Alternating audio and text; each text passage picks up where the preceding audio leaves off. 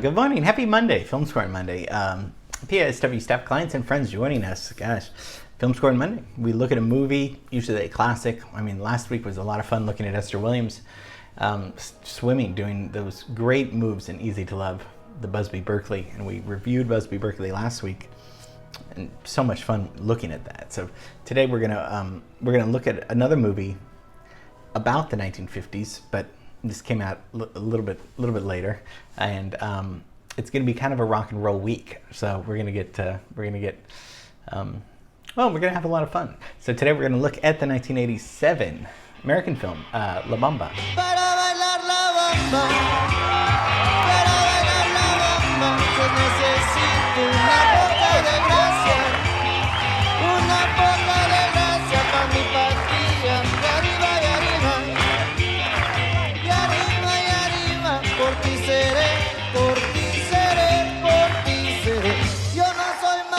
La Bamba means the Bamba, right?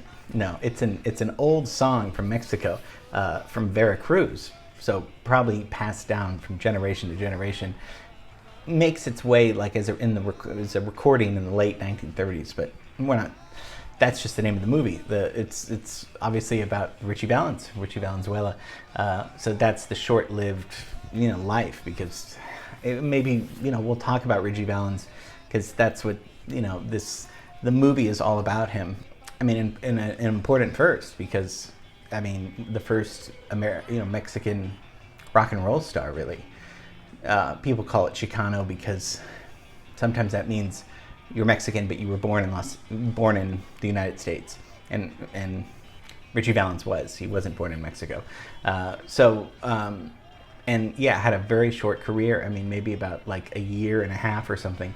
Same with Buddy Holly, but we'll talk about that later. Amazing that these guys could have an influence by just having a career that lasts about a year or under 2 years. Imagine doing that. People and artists create a whole lifetime worth of work, but to do that in less than 2 years, it just seems remarkable, and we're still talking about them. So Luis Valdez is the writer and director. Everyone thought this was going to kind of be a box office failure, but it was really, really great. He's a Mexican film and theater playwright, and did Zoot Suit. So that was a very famous play that he did about the Zoot Suit riots, in the Sleepy Lagoon. And we talked a little bit about that in our LA history classes. And so this film is named La Bamba because that's the song that Richie Valens, the real rock star, took a Mexican folk song and turned it into a rock and roll song in 1958.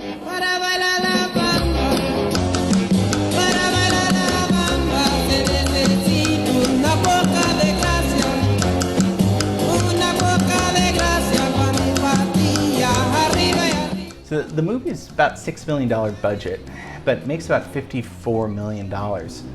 So very successful, maybe because it was authentic in many ways, because Valdez worked really closely with Richie Valens' real family. They loved Luis Valdez, they loved Los Lobos. Los Lobos is the band that actually records all of the Richie Valens music. Because the unknown star, who's 24, Lou Diamond Phillips, plays Richie Valens, does a really excellent job in this, but he does not sing any of the songs from Richie Valens. That is Los Lobos. That translates as the Wolves, and they're an American rock band. They've done so many different styles of music, mostly based in rock, and from East LA, and were this also catapulted them to enormous fame. So Lou Diamond's in this, and then there's people playing real life people. Brian Setzer plays Eddie Cochran. Eddie Cochran would die young too, a year after Richie Valens in a car accident. But Summertime Blues was a huge song that Eddie Cochran did that I love. And then there's somebody at the end that plays Jackie Wilson, Howard Huntsberry, and then and we talked about Jackie Wilson a few weeks ago.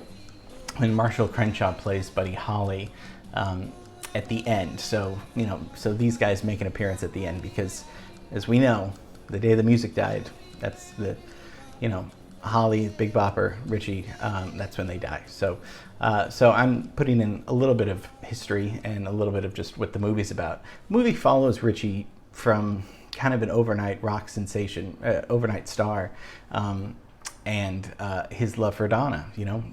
This was all his real high school love. And Richie has a very jealous brother, Bob, played by Isai Morales, who, and the real Bob is Bob Morales, so they both have the same last name, but nothing related. But he did have a brother, Bob. If you look at this movie, Bob maybe is the main character because it's about Richie Valens' success, but it's a lot about this turmoil between their half brothers.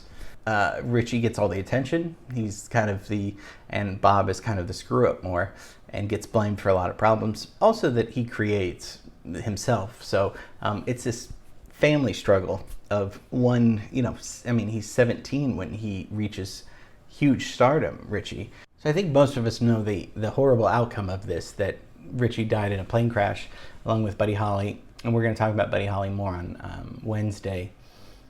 And this is, dubbed the day the music died, mostly attributed to Don McLean with his American Pie, and how, that's a big statement to make. Buddy Holly was 22, Richie was 17. And so these guys were really young. How did they change music? We'll talk more about that on Wednesday, but of course we know it was just Richie, it was a coin toss. That's how his fate was decided. It was very cold, and Buddy Holly chartered a plane, and there weren't room for all the members of all the bands playing at the ballroom dance, and it was just a coin toss, and happened inside rather than outside in real life. And the plane went down pretty shortly because it was a small plane, terrible weather, pilot was a little inexperienced, just terrible conditions. So I think within a few minutes it went down and crashed in a field. So really one of the worst and first rock and roll tragedies, right? Because we'll see so many with the advent of rock and roll. Obviously, there's always been tragedies, but rock and roll, this was a really new form of music starting, right? Because this is 1959. The Beatles, they're not, everybody's rehearsing and playing, the British invasion, all that stuff. But that music, they're listening to these guys. They're listening to, especially Buddy Holly. So maybe one of the first terrible rock and roll tragedies to happen. So, and a lot of what makes it a really touching movie is the song Sleepwalk.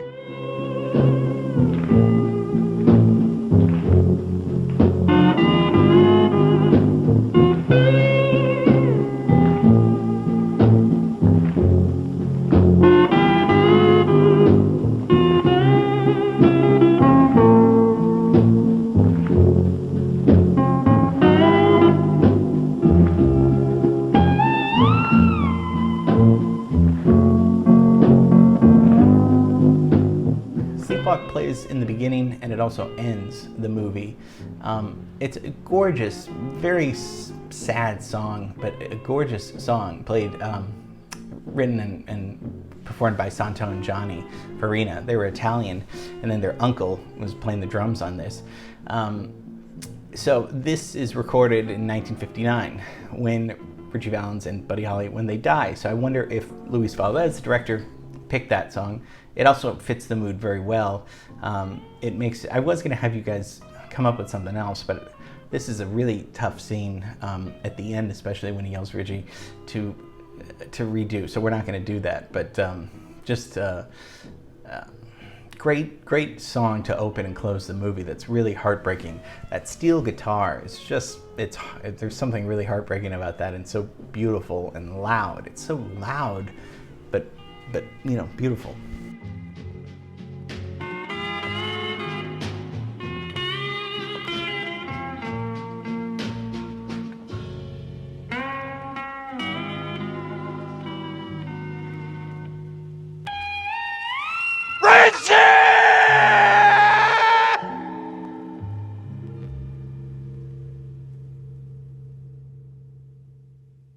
So we're going to score the opening scene.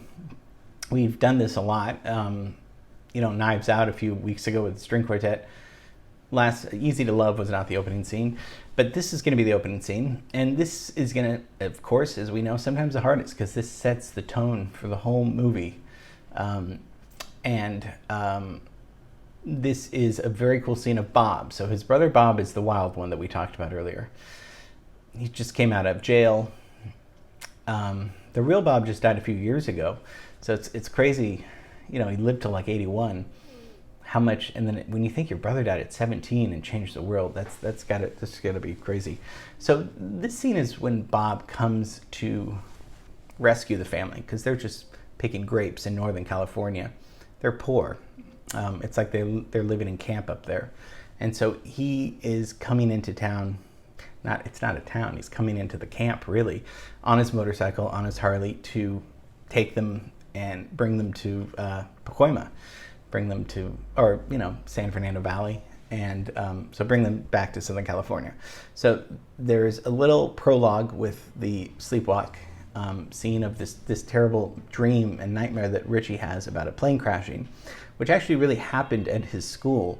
And if he would have been at school that day, he would have died from this plane crash above while these kids are playing.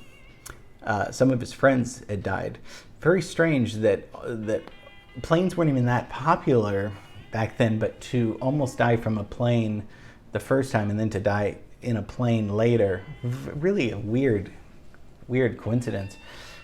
So that's how the prologue happens, and then the credits start.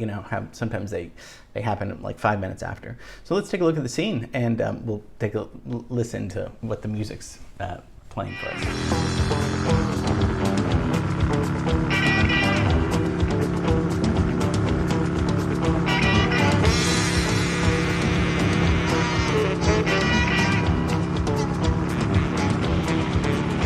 I walk 47 miles of barbed wire. Use cold for snake for a necktie. Got a brand new house on the roadside, made for rattlesnake hide. Got a brand new chimney made on top, made out of a human skull. And now come on, take a little walk with me, Arlene, and tell me, who do you love? Who do you love? Who do you love? Who do you love? Who do you love?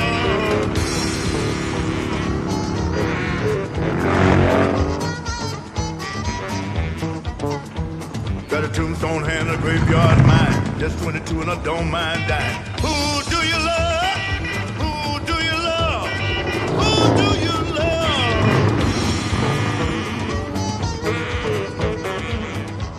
So that's Who Do You Love? That's Bo Diddley. That originally came out in 1956, so recorded, and written. One of another pioneers of singer, songwriter, and producer. Did a lot of blues and rock and roll, so right around that 50s era, very important. But this sounds newer because it is. It was recorded for the movie, for the 1987 movie, by Bo Diddley. So he recorded it. Sets the mood with the great energy and all that stuff. So let's take a look at the scene without the music.